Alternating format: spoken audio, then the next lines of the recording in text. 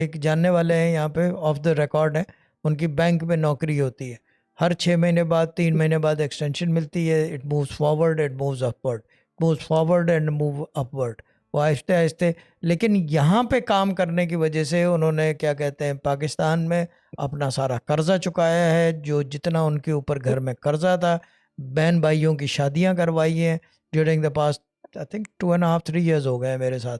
और अभी भी फ़ोन आया था 2 दिन पहले कि वो जो है दोबारा जी। एक्सटेंशन मिल गई है। मैंने कहा ठीक है, बस पढ़ते रहो और डू द राइट थिंग। वो बेचारी रहती लेकिन वो शेयरिंग में है, because she wants to save money, but if she wants to get an apartment she can always do it, but she sending the money back home कि घर वालों की लाइफ इम्प्रूव हो।